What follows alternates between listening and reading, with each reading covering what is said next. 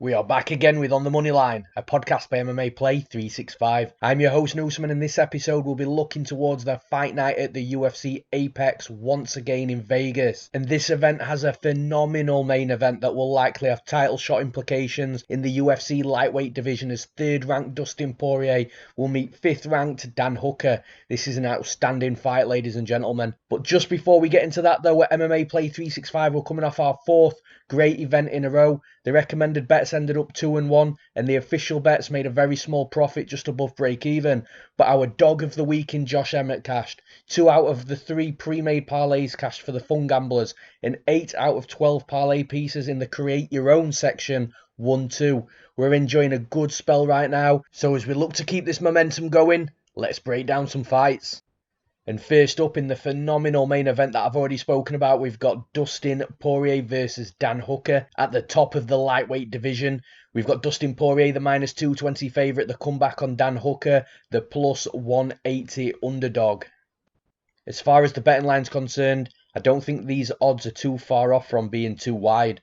But right now, it is just playable in my opinion, with marginal value on Dustin Poirier. He's definitely the rightful favourite in this fight. Solid experience, championship experience. He's fought a number of world-class fighters, so I do understand this betting line for sure. And as for where the betting line goes closer to fight night on Saturday, I actually think that we could see some money coming back in on Dan Hooker. It's a big line for an underdog. Hooker has proved that he can come through as an underdog in previous fights. I've cashed in multiple times as an underdog, and like I say, I think the line isn't too far off from being wide, so I could definitely see some money coming back on Dan Hooker, which will close this line up come fight night. And as for how this fight plays out, I'm really struggling to see past Dustin Poirier here. Poirier's been a surging fighter now for years. He absolutely deserved that title shot with Khabib. I don't really put too much stock into that loss because I think Khabib does that to everybody in the division. He's the best 155-pound fighter that we've ever seen in the UFC. But Dustin Poirier, man, he's got wins against Max Holloway, Eddie Alvarez, Justin Gaethje, Anthony Pettis. You know, he's been around for years and beaten some of the top fighters that we've ever seen in the UFC. And I think that's another thing that you've got to take into consideration, because Dan Hooker on the other side, yes, he's got wins against the likes of Mark Diakiese, Gilbert Burns, Al Iaquinta, Paul Felder. And the 2 names that really stick out to me from those that I've just read out is Mark Diakiese and Gilbert Burns. You know, Gilbert Burns now fighting for a title. Mark Diakiese surging himself, looking phenomenal. So, in my opinion, and I'm not trying to discredit those wins, I think both Diakiese and Burns were just different fighters back then. I think they're much better fighters now, and I actually think they would probably beat Hooker in rematches. So when you're analysing the level of competition that both fighters have fought, I just think there's a huge gap in the levels of the opponents that each fighter's fought. I use this phrase a lot, and the reason I use it a lot is because it's absolutely relevant in MMA. There's levels to this game, and I just think that Dustin Poirier is just a level above Dan Hooker right now. I'm not saying that Hooker can't win, but I just think that Poirier is just a better fighter with the more experience.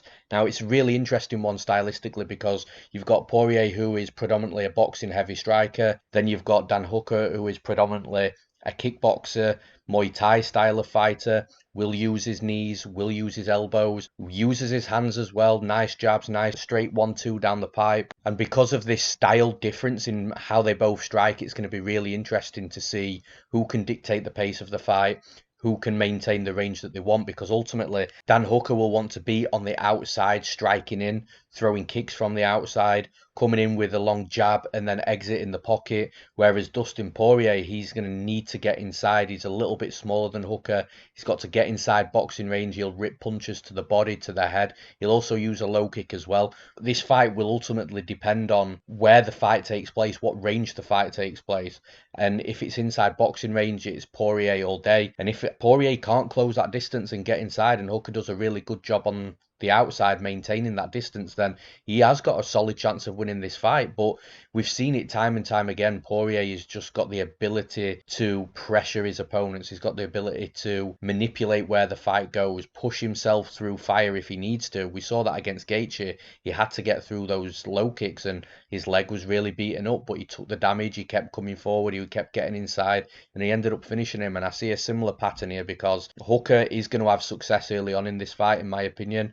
It's a smaller cage, so it does make it hard for him in the long run. But in the early moments in this fight, Poirier's going to have to get his reads. He's going to have to get his timing. He's going to have to work out how he can get inside without taking too much damage.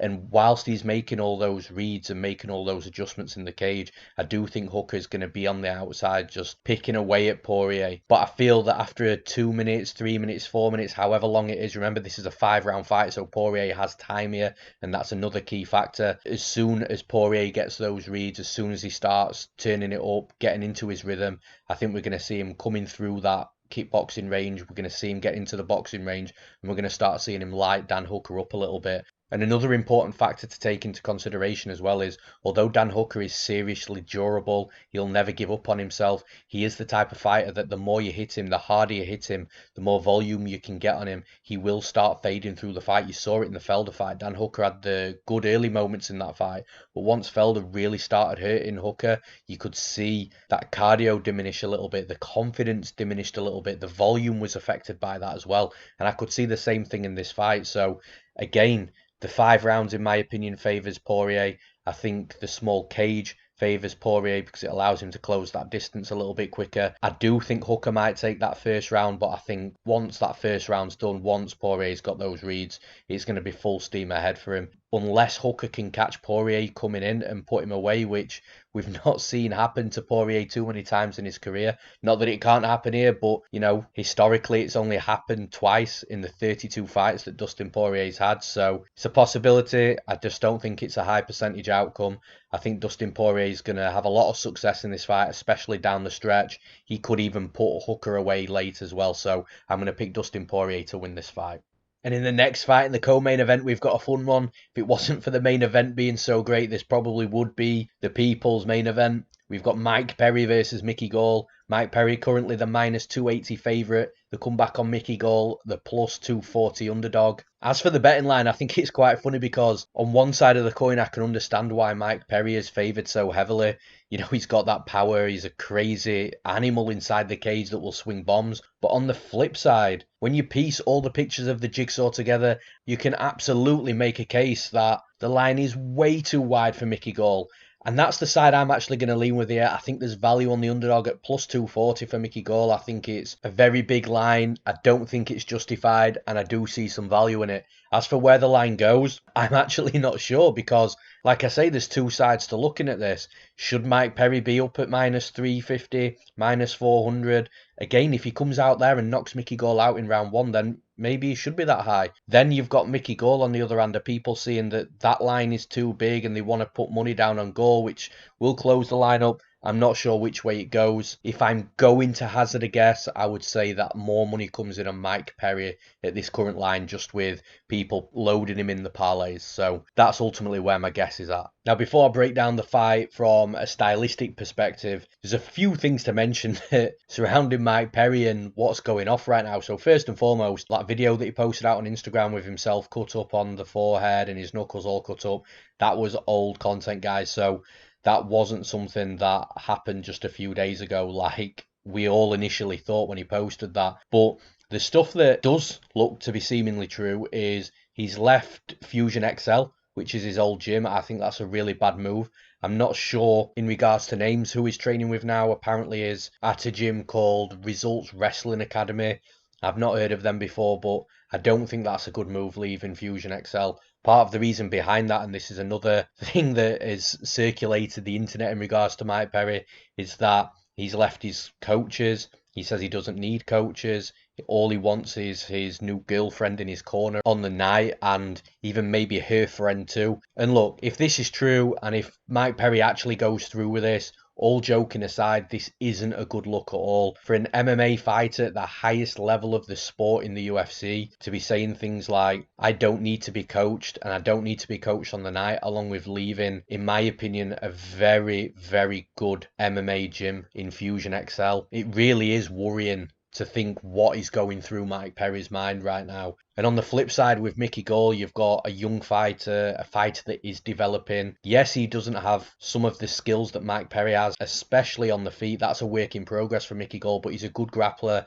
He's got good submissions, legit black belt. But like I say, Mickey Gall is developing and improving and he's serious about competing, and he's serious about becoming a better fighter, and I just cannot say the same about Mike Perry. So from a mental perspective and where they're both at, you've got to give that advantage to Mickey Gall.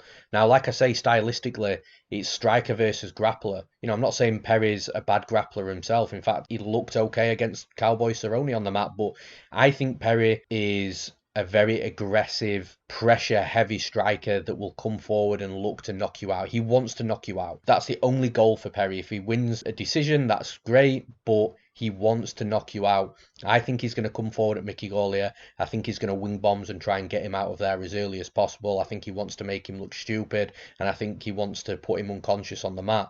But if he doesn't get that knockout early on, I do wonder where this fight goes and how the fight plays out, because Mickey Gall's takedowns aren't bad. He can get on a single leg really well. He can get in on the double leg really well. His completion rate isn't perfect, and he does have times where he can't complete and he has to either break away, reset, or just chain wrestle a little bit. It's not one of his strongest assets, his wrestling, but with that said, he has had success in previous fights in getting fights to the mat. I've seen the quick takedowns. I've seen him get on top. I've seen him take the back quickly. I've seen him lock in a body triangle and choke his opponents out. If he can get Mike Perry down to the mat, he has got every chance of winning this fight. And that's where I think the plus 240 line is quite big, because Mickey Gall has a legitimate path to victory in this fight. I think that if we see a much improved version of Gall, and we did see striking improvements against Salim Touahri in his last fight, I saw improvements in his cardio. Again, neither were perfect. The striking wasn't perfect, the cardio wasn't perfect, but these are obvious, notable improvements. And from a young fighter, it's what we expect to see and what we will continue to see. I honestly think that if Perry doesn't get Mickey Gall out there in round one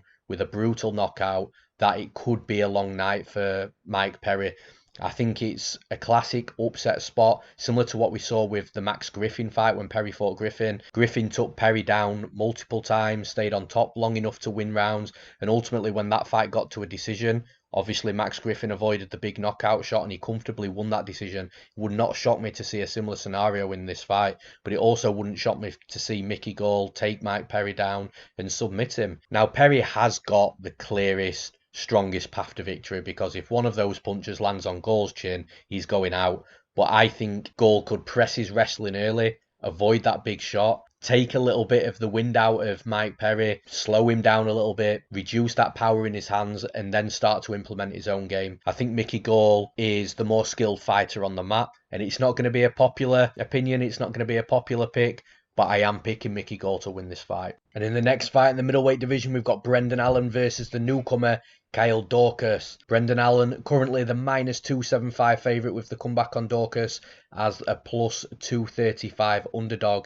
Now, this was obviously initially going to be Brendan Allen versus Ian Heinisch. Really disappointed that fight didn't materialise for so many reasons, but there's no point in getting into it. It's not going to happen, at least for this card anyway. As for where the line is at here, I do see some value still on the favourite in Brendan Allen. I think this is a really bad matchup for Kyle Daukaus, so I do think the minus 275 line on Brendan Allen is relatively fair. It could be wider. It might get wider close to Fight Night as well, and that's probably where I am predicting it to go. I wouldn't be shocked to see it up at minus 350. I just think stylistically, which I will get into in just a moment, it is a fight that favours Brendan Allen. And as for where the fight goes, I think we're going to see a fight that predominantly takes place on the mat. Both are decent wrestlers, both are good grapplers in their own right. It's just I see Brendan Allen just being a much better version of Daukaus. And Daukaus is interesting. 9-0, 8 out of his 9 wins have come by submission, a lot of chokes in there as well. He has done what he needed to do against the fighters that have been put in front of him. But the difference is I just feel Brendan Allen, the fighter that's in front of him this weekend, is just going to be too much. I think the striking is better on Brendan Allen's side. Brendan Allen isn't known as a striker, but I do think he's the better striker. Daukaus has had a huge size advantage over previous opponents as well. Brendan Allen is pretty much the same size as him. I think he might be an inch shorter, but he's thick. Both are big guys, so Allen matches him physically, which might be the first time that Daukaus has been in this scenario. I think Brendan Allen's going to close the distance very quickly. I think both fighters will want to gauge in wrestling wrestling very quickly. I think there's going to be some fun scrambles, but ultimately I just see Brendan Allen being that magnet for a top control. Even if he gets put on his back, even if he loses a scramble, I think he'll be able to either get back up to his feet, find a sweep, or even submit Daukaus off his back.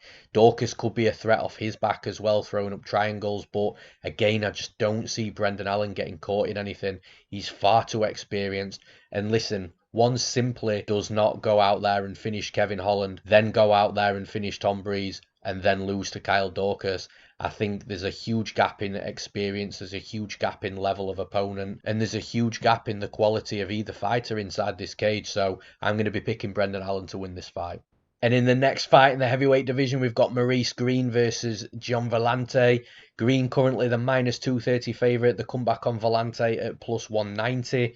I don't see much value in this fight at all, to be honest. I think the line's really wide. There's obviously red flags. Is Villante going to look good up at heavyweight? We had all these same questions when OSP fought Ben Rothwell, and OSP actually looked pretty good up at heavyweight. So is this a move that's going to benefit Villante? Is he going to look much better than he has done in his recent previous fights?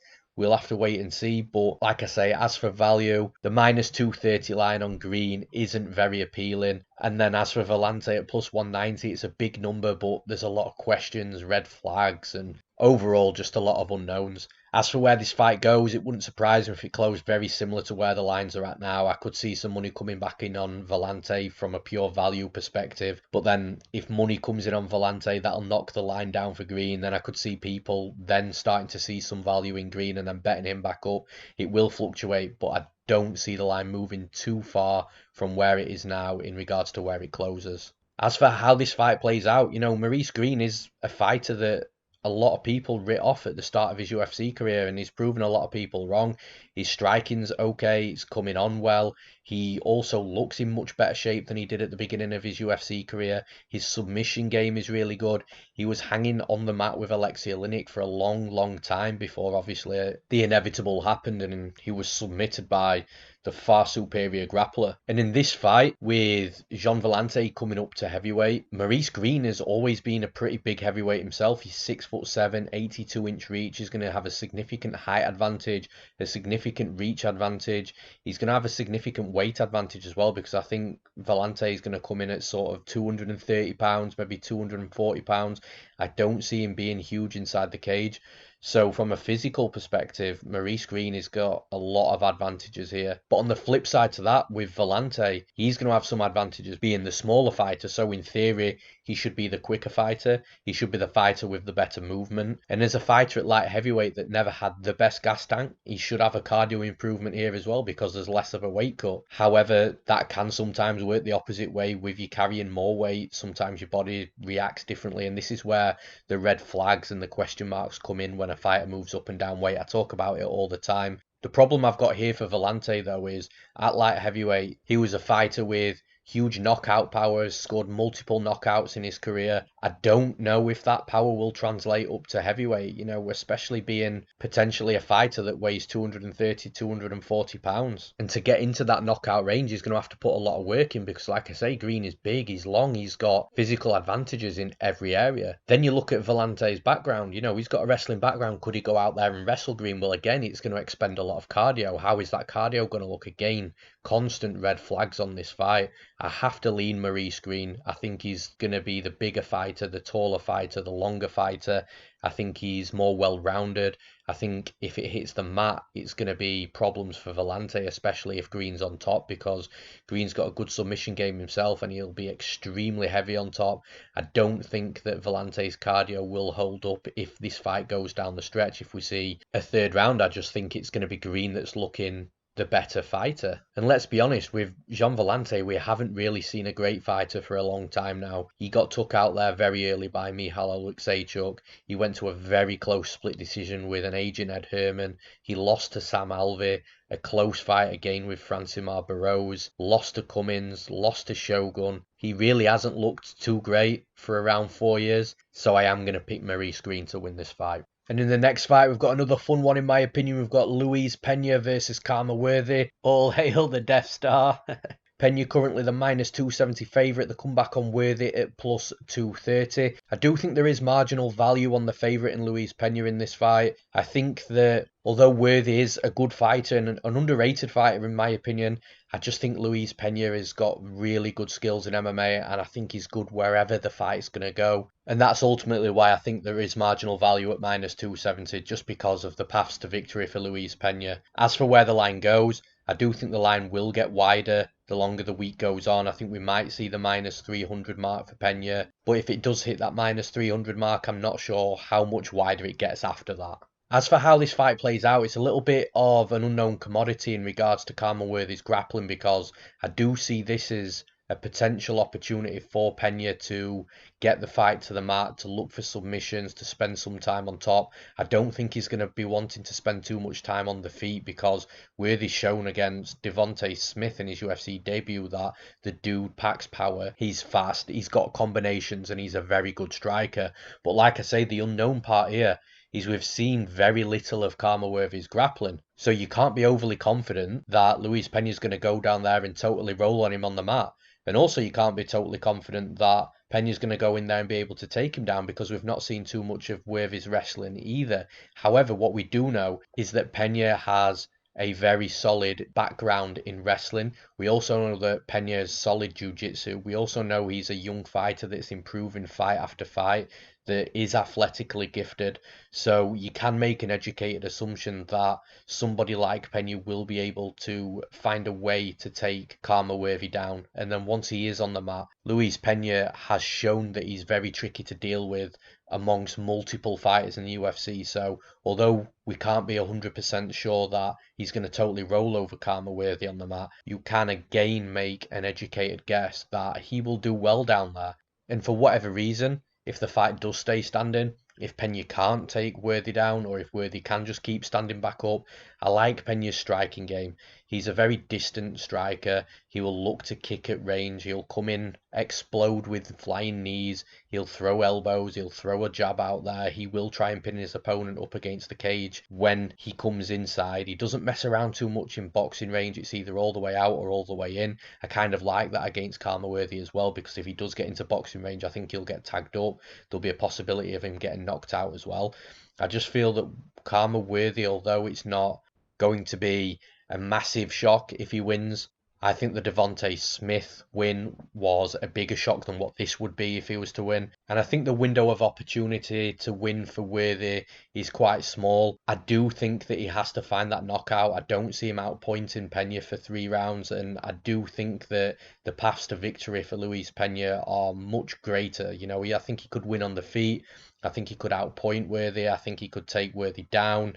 And whilst they're down on the mat, there's going to be submission opportunities, and we don't know how Worthy is going to deal with being on his back against somebody who is as tricky as a grappler as what Luis Pena is. So for that reason, the paths to victory, being able to win on the feet or on the mat, I'm going to pick Luis Pena to win this fight.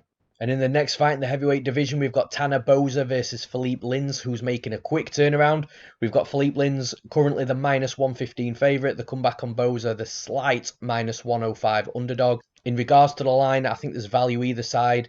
If you've got a strong read on either fighter, they're both playable. I think it is going to be a relatively close fight. One fighter could make that difference inside the cage on the night to edge it over the other. We could end up seeing one of these fighters looking like a potential -150 favourite. And as for where the betting line goes close to fight night, I do think we see a little bit more money coming in on Lins. I think he's the more recognised name. But rightfully so, Tanner Boser is not being written off in this fight. And I actually think the line is relatively fair. But as for how the fight plays out, I think it's going to be a striking affair. We've got Tanner Boser, who has good cardio, good power in his hands, and he has a really nasty low kick that he utilises as well. For how hyped Ciryl Gane was, I think Tanner Boser fought as good of a fight as we're probably going to see at this level in the UFC heavyweight division. He did actually impress me because he took some shots, he stayed in the fight, he was landing some shots back. So it was a good showing from Boser. Now Lins on the other side, a little underwhelming in his debut against Andrei Arlovski. But listen, Andrei Arlovski can do this to any fighter in the UFC. The amount of fights that he slows down, makes the fight go at his pace, dictates the range, and just delivers that veteran experience. It's just hard to put too much stock into that performance because it isn't the Philipe Lins we saw in tape. And like I say, Arlovski has that ability to make any fight play out that way. I think we're going to see a different Philipe Lins here. The Philipe Lins that we've seen in the PFL has great counters, good low kicks himself, sporadic takedowns. We already know he's got good cardio as well, so I don't see any of these fighters slowing down at all. I don't think there's going to be a huge lot of action in this fight, but what I do see happening is a close fight that's close on volume, with both guys going forwards, going backwards, sort of taking it in turns a little bit. But I think Boser's going to be landing hard low kicks. That's a very good path to victory for Boser, because if he can really get that leg hurt of Lins, then it's going to prevent the counters of Lins, which is going to give Boser a huge advantage and a big chance of winning the fight. But on the flip side, like I've just mentioned, those hard counters, the one thing that you can do from a low kick to defend it is counter hard. Obviously, you can check it as well. But if the fighter throwing the low kicks is getting countered and tagged up with a good 2-3 punch combination, quick, hard combinations every time they throw that kick is going to stop coming. And I think if it stops coming, it's going to allow Lins to move forward. I think it's going to free his movement up, and I think it's going to allow him to land more shots. And I ultimately see that happening. I think Lins might get his leg hurt a little bit early on, but those counters are so quick. That check left hook from Lins is powerful and fast. I think once Boser's felt a few of them from that low kick, we'll see the volume of that kick slow down. Boser will then be forced to start landing punches on Lins. I think Lins is the quicker puncher, so once that happens, again, counter opportunities are going to be there. Boser's punches don't come in great combinations either. So although there's the opportunity of Boser landing that one-shot knockout on Lins, I just think Lins is going to be the better fighter over 3 rounds here. So I'm going to pick Philipe Lins to win this fight. And in the next fight, we've got Miranda Maverick versus Romero Borella, who again is having a quick turnaround after a loss to Courtney Casey. We've got Miranda Maverick, the -300 favourite, the comeback on Borella at +250. I think there's value on the underdog in this fight with Borella. For me, Maverick's the rightful favourite, but at -300, the line is far too wide in my opinion. But on the flip side of that, I wouldn't be totally shocked if Maverick did come in there, put on a dominant performance against Borella and look like a -300 favourite. But pre-fight, I just think it's a little bit too wide. And I think closer to fight night, I think more money might come on Borella. I don't see Maverick going up to a -350 or a -400 favourite. I think that'd be absolutely absurd. So I could see a dropping down to maybe -250, maybe a little bit less with money on Borella. But I don't think it'll get much lower than that. As for how this fight plays out, I do think Maverick is the better fighter slightly in every area.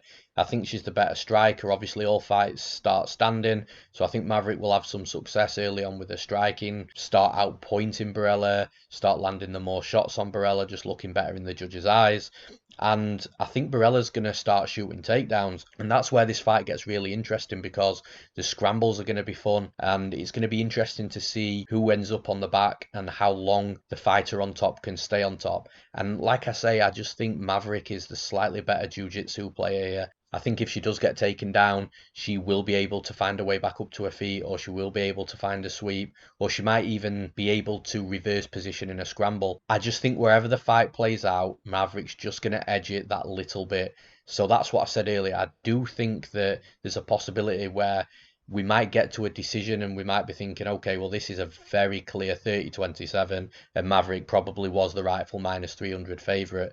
I don't see it being one of those fights where we get into the decision and we're thinking, okay, well, this is probably going to be a split decision and we don't know who's won. I do think Maverick will edge out each round quite clearly. If she can't get Borella out there, she should win a decision. So I'm going to take Miranda Maverick to win the fight. And in the next fight, we've got Sean Woodson versus Kyle Nelson. Sean Woodson currently the -245 favourite. The comeback on Kyle Nelson as a +205 underdog. As for the value on the betting lines, I don't think there is much value at all here. And I see this as one of those fights where the favourite is rightly favoured, but the line is slightly too wide. And for that reason, I do think that the betting lines could close in a little bit the closer we get to fight night. Maybe see Woodson drop in at under -200, where you might start finding some value in that line. But As it stands right now, I don't think it's dog or pass, but in the same respect, there's not much value on the favourite either. Now, with this fight, it's really interesting that it's at £150 catch weight, and I'm not really sure which fighter would have requested that, or it could have been both of them, because Kyle Nelson is a very thick featherweight. He looks very big inside the cage, and he's very imposing. And then on the flip side, Sean Woodson is completely the opposite build. Woodson's a long, rangy fighter, so both fighters in their own ways are very big for a featherweight, so it's very interesting to see who's made that call at the £150 catch weight. Stylistically though, it's really interesting because Woodson has that boxing background. He's very tall, he keeps his distance, his hands are quite low, he fires from the hip. Because he fires from the hip, his punches do land quite a lot, and because of that, he does rack up the volume. Over the years, he's been working on his takedown defense. Obviously, due to his size, a lot of featherweights just like to try and take him down, otherwise they'll end up getting picked apart, so I totally understand that. But he is only 7-0 as a professional MMA fighter, and that's my one concern in this fight, because Kyle Nelson has had 16 fights, he's 13-3. He's got a huge experience advantage over Sean Woodson. Now, Kyle Bochniak in Woodson's last fight also had a lot of experience over him as well, and that was Woodson's UFC debut. But Kyle Bochniak was also 5'6" or 5'6.5", so the height and reach advantage was absolutely incredible in that fight. In this fight, that advantage isn't going to be as great. Kyle Nelson's 5'11" with a 71-inch reach, so he's not much smaller than Woodson. So is Woodson going to be able to keep on the outside and just pick apart and not allow Nelson to get inside? I don't see it. I do think Nelson will be able to get inside, and Nelson's one of those gritty, well-rounded fighters that can go wherever the fight goes. So he's got good takedowns, he's got decent grappling, he has got power in his hands, he'll pressure, he'll come forward, he'll never count himself out, he'll never quit on himself, and that could be a problem for Woodson. However, with that being said, I think although Nelson might have good moments early in the fight, if he can't knock Woodson out early, I think Woodson is going to come on stronger the longer the fight goes on. I think the volume will start to add up a little bit round by round, and I think if it goes to a decision, then Woodson's going to be looking quite good in the judges' eyes. So, like I say, I don't think it's knockout or bust for Nelson, but I do think that he's got a mountain to climb if he doesn't get Woodson out of there. So I'm going to pick Sean Woodson to win this fight. And in the next fight, we've got Takashi Sato versus Ramiz Brahimaj. We've got Sato currently the -135 favourite. The comeback on Brahimaj at +115. I think the newcomer Ramiz Brahimaj is a very interesting fighter. But with that said, I do think that there's a value on the favourite in Sato in this fight, purely because he's got more UFC experience, and I think he's fought the better competition as well. As for where the line goes, I do think that more money will come in on Brahimaj the closer it gets to fight night, just purely because of his style. He likes a takedown. He has got good grappling. He trains at a recognised gym at Fortis MMA. So I do think that money can come in on Brahimaj. But on the flip side, it wouldn't shock me if more money came in on Sato either. Like I say, he's the more experienced guy, fought the better level competition, and trains at a good gym himself in Hard Knocks 365. Stylistically, I think this fight's going to be a really fun one because you've got Sato, who is a very strong striker, good kickboxing skills, doesn't overcommit, doesn't overexert himself, everything's crisp, everything's accurate, down the barrel. And on the flip side, you've got Brahimaj, who does strike in a more Muay Thai style, but he will be looking for the takedown. He does like to grapple.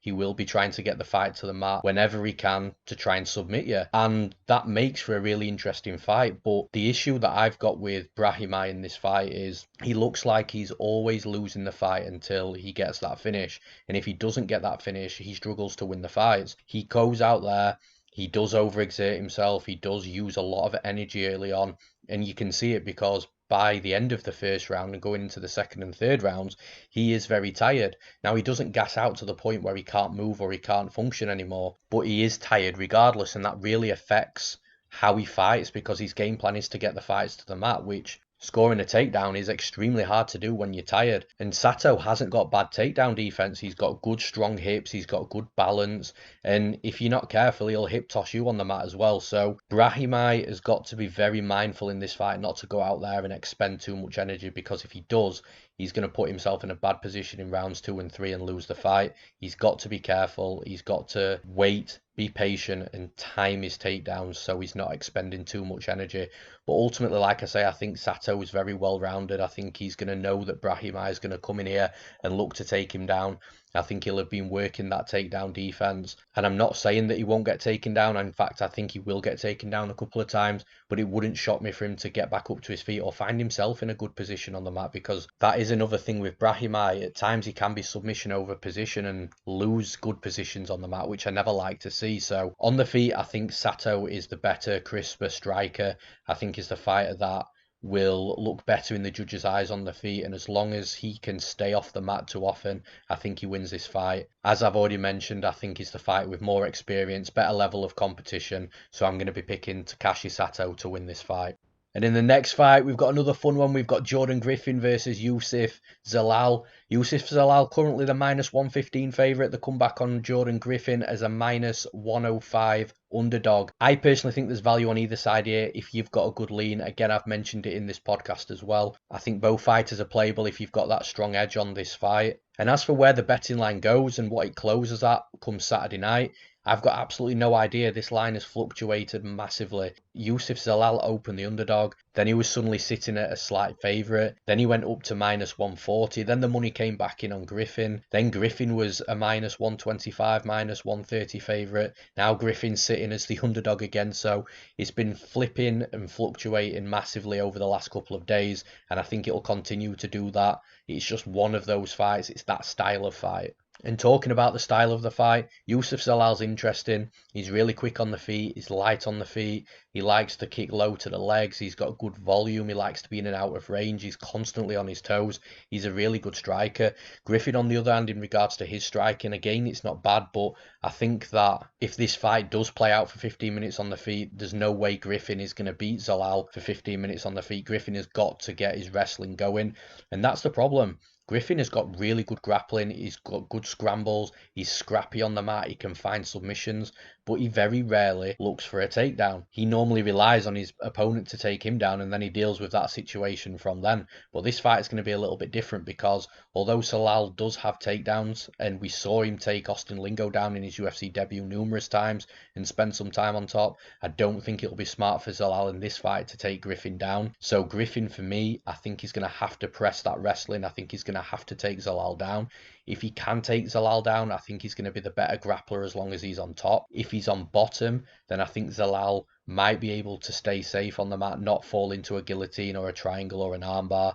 I'm not sure if he'll do that, but if Griffin can maintain solid positions on the mat, then he could definitely win this fight. Griffin has fought solid competition. He's fought Dan Ige, who's surging now in the featherweight division. He's fought Chaz Skelly, who is a tough veteran that is very hard to beat. And he even got dominated by TJ Brown on Brown's debut and somehow found a finish late in that fight, and he didn't quit or give up on himself. And it's those fighters that are always the hardest fighters to beat. Now, as for a pick goes, I am picking Youssel Zalal to win this fight. I do think that the striking is the biggest gap in skill. I think on the mat, Griffin has an advantage, but I'm not sure how much of an advantage that is. But when I watch these fighters strike, all fights start standing, and I feel when you watch them strike, there is a clear advantage for Zalal in regards to speed, movement and volume. So for that reason, I'm picking Zalal to win this fight.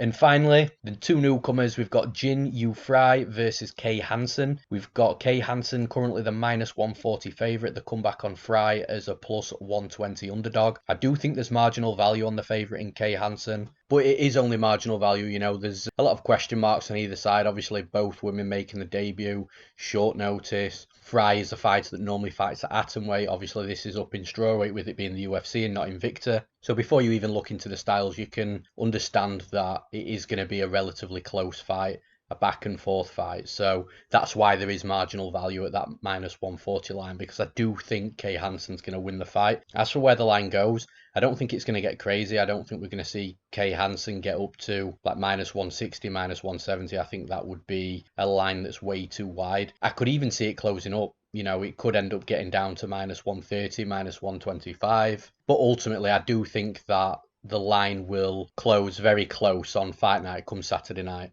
As for how these two women match up, Frey seems to have more of a striking base, Hansen seems to have more of a grappling base. Hansen obviously has to stay on the feet until she can look to get the fight to the mat, as I've already mentioned a million times already, all fights start standing. But her striking doesn't look overly comfortable. She tends to kick from quite far out, throw from quite far out, and it just seems to be a gauge of distance while she's making reads to get inside and level change for a takedown. Whereas Frey, I think Frey will be picking her apart on the feet until those takedowns come. But Frey has shown to me in tape that she can be forced back to the cage. She can be pressed back to the cage. And although she does have decent takedown defense, she doesn't show too much urgency to get her back off the cage. So digging in the underhooks, circling out and then breaking off. So it could be one of those situations where Hansen is just pinning her up against the cage and running the clock down, looking for the takedowns. The takedowns might be there, they might not be there, but either way she'll be winning the fight. But I do see this fight hitting the scorecards, and if it does hit the scorecards, I just think Hansen's going to have looked more dominant over the 3 rounds than what Frey will. And I don't mean that as it's going to be a whitewash type of fight, because it won't be. I do think it's going to be close.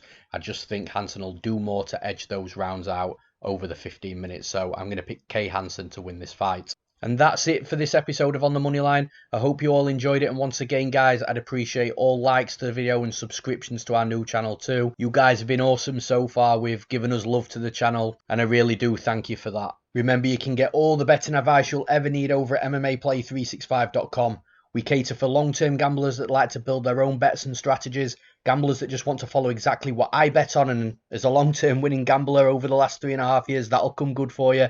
And we also cater for you fun gamblers that like the long shot fun parlays, or ACCAs as we call them in the UK. We have plenty of different packages for you guys to choose from, and they're all very affordable prices too. Just hop on to MMAPlay365.com and see what's best for you.